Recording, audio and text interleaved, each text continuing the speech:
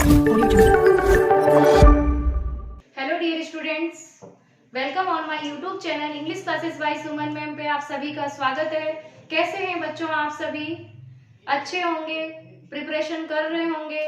तो बच्चों, अभी आपको दिवाली वेकेशन हो रहा है, तो आज तक जितने भी मैंने ग्रामर के टॉपिक आपके ऑनलाइन प्लेटफॉर्म पे लिए हैं, तो उन सभी को आप रिवीजन करते रहिए और उनका हैंड रिटन नोट्स बनाइए। आज मैं आपके लिए लेकर के आई हूँ new topic, direct to indirect speech. तो चलिए स्टार्ट करते हैं। देखिए, आपको जो टॉपिक दे रखा होगा वो होगा डायरेक्ट नरेशन। जब स्पीकर के वर्ड्स को एज इट इज अर्थात उसी के शब्दों में कहा जाता है तो इसे डायरेक्ट नरेशन कहा जाता है। इनडायरेक्ट नरेशन किसे बोला जाता है?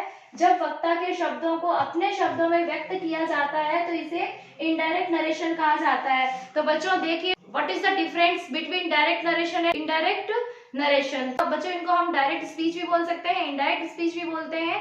तो देखिए, डायरेक्ट स्पीच में क्या होता है, जो बात तो स्पीकर ने बोली है उसको एज इट इज बोल देते हैं, उसी को हम डायरेक्ट नरेशन बोलते हैं। और जो स्पीकर जो बोलने वाला है उसकी बात को हम अपने शब्दों में बोलते हैं, वो होती है हमारी इनडायरेक्ट नरेशन। चलिए बच्चों, हम इसके देखते हैं कॉमन रूल्स, यानी डायरेक्ट स्पीच से इनडायरेक्ट स्पीच में चेंज करने के नियम या रूल देखते हैं। तो देखिए बच्चों, इनडायरेक्ट स्पीच में बदलते समय हमें क्या करना है, कोमा और जो इन्वर्टेड कोमास होती है उनको हम रिमूव कर देते हैं, मीन उसको हटा देते हैं।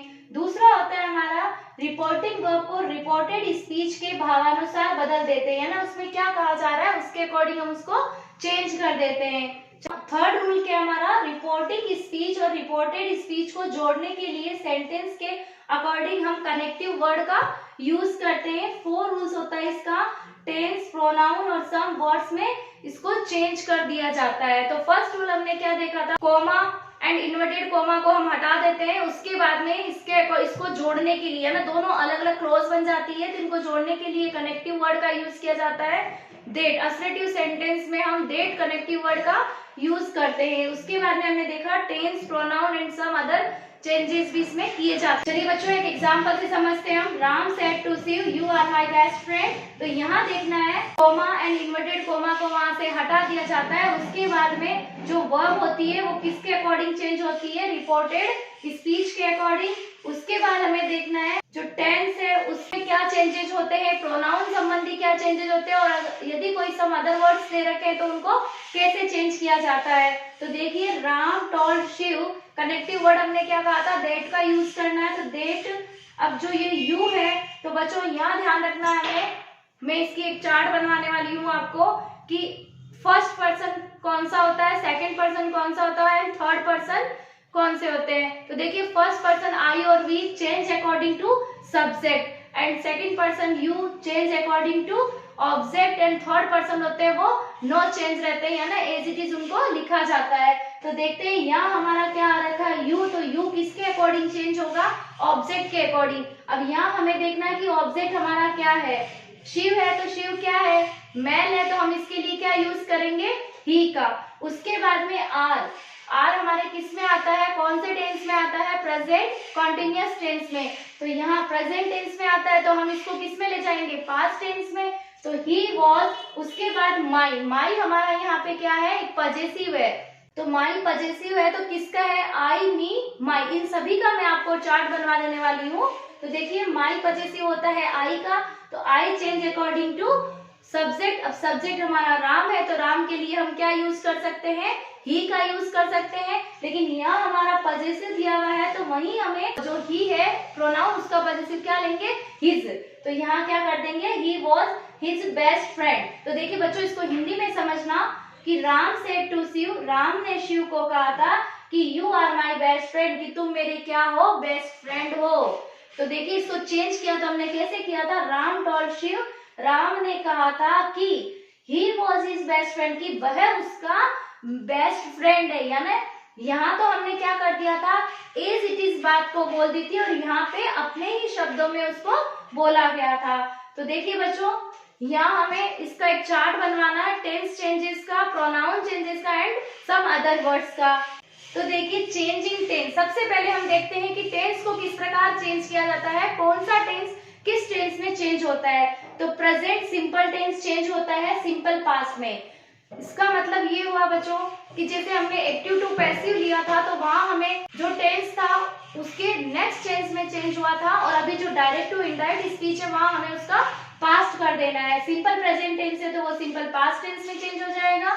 Present continuous tense past continuous tense लेता है अपने साथ। Present perfect tense past perfect tense लेता है। Present perfect continuous tense past perfect continuous tense में चेंज हो जाता है। सिंपल पास्ट टेंस है वो चेंज होगा पास्ट परफेक्ट टेंस में, और पास्ट कंटिन्यूअस टेंस चेंज होता है पास्ट परफेक्ट कंटिन्यूअस टेंस में। तो देखिए बच्चों, ये चारों टेंस अपने ही पास्ट टेंस में चेंज हो जाते हैं, और जो सिंपल पास्ट होता है वो पास्ट परफेक्ट में चेंज होता है। Past continuous tense past perfect continuous में। चलिए नेक्स्ट देखते हैं और भी टेंसेस है। पास्ट परफेक्ट टेंस और past perfect continuous tense change नहीं होते हैं। केन का हमें कुड कर देना है, मे का यानी ये भी पास लेगा तो मे का माइट पास हो जाता है, सेल का शुड पास हो जाता है, और विल का वुड पास हो जाता है। तो फ्यूचर टेंस होते हैं उनके इनडायरेक्ट स्पीच नहीं बनते हैं। तो देखिए चेंज इन सम वर्ड्स, या ना वर्ड्स कैसे चेंज, तो देखिए इसमें चेंज इन सम वर्ड्स, इससे पहले हमने लिया था टेंस संबंधी चेंजेस, अब हम ले रहे हैं change in some words. Direct होता है उसको इनडायरेक्ट में कैसे बदलते हैं? तो दिस का हमें डेट कर देना है, दीज का हमें दोज कर देना है, नाउ का देन, और देन बच्चों यहाँ ध्यान रखना सबसे बड़ी मिस्टेक हम यहाँ करते हैं THAN कर दिया जाता है, जबकि नाउ को THEN में चेंज करते हैं। 10 को 100 में चेंज करते हैं, नेक्स्ट डे को द फॉलोइंग डे, यस्टरडे को the previous day, last night को द प्रीवियस नाइट में चेंज कर देते हैं। देखिए बच्चों, हियर को हमें देयर कर देना है, कम को गो। तो यहाँ मोस्ट ऑफ स्टूडेंट्स को यहाँ पे डाउट क्लियर नहीं होता है उनका कि कम तो गो का अपोजिट होता है, लेकिन जब हम डायरेक्ट टू इनडायरेक्ट स्पीच में चेंज करते हैं तो वो कम गो में चला जाता है। जस्ट का हमें देन कर देना है, अगो का हमें बिफोर, टुडे का दैट डे, टू नाइट का दैट नाइट, एंड टुमारो का नेक्स्ट डे में चेंज कर देना। तो देखिए बच्चों, इससे पहले हमने लिया था कि टेंस संबंधी क्या क्या चेंजेस होते हैं। तो निम्न दशाओं में टेंस संबंधी परिवर्तन नहीं होता है। क्यों? क्योंकि सब जगह एक्सेप्शंस रहते हैं। अभी हमने क्या कहा था कि टेंस संबंधी परिवर्तन होते हैं, लेकिन किस कंडीशन में हमें टेंस के अकॉर्डिंग परिवर्तन या चेंजेस नहीं करना होता है। यदि रिपोर्टिंग वर्ब प्रेजेंट व फ्यूचर टेंस में हो तो रिपोर्टेड स्पीच में टेंस संबंधी कोई भी परिवर्तन नहीं होता है। कैसे? जैसे अभी हमने एक एग्जांपल लिया था, राम सेड टू शिव, तो यहाँ पे सेड टू शिव था, उसके बाद में आगे था you are my best friend. यदि सेड टू की जगह हमें से मिलता या ना प्रेजेंट टेंस लेते या फिर फ्यूचर टेंस लेते तो वहां पे जो हमने वॉज किया वो चेंजेस नहीं होता। तो देखिए बच्चों, रिपोर्टिंग वर्ब पास्ट टेंस में होने, अभी हमने क्या कहा था कि रिपोर्टिंग वर्ब यदि प्रेजेंट और फ्यूचर टेंस में हो तो हमें टेंस संबंधी कोई भी चेंजेस नहीं होगा। लेकिन मैं फिर से बोल रही हूँ, अभी यही बात रिपीट कर रही हूँ कि रिपोर्टिंग वर्ब पास्ट टेंस में होने पर भी उसमें चेंज नहीं होते। किस कंडीशन में नहीं होते? यूनिवर्सल ट्रूथ होने पर नहीं चेंज होगा, प्रोवर्ब होने पर नहीं होगा, एंड हैबिचुअल ट्रूथ होने पर भी, चाहे वो पास्ट टेंस का है फिर भी रिपोर्टेड स्पीच में चेंज नहीं होगा। तो बच्चों, आज की क्लास यहीं तक है अपनी। मिलते हैं कल इसी टाइम पे। आज थोड़ा शोर की वजह से मुझे क्लास यहीं पे स्टॉप करनी पड़ रही है। थैंक यू बच्चों।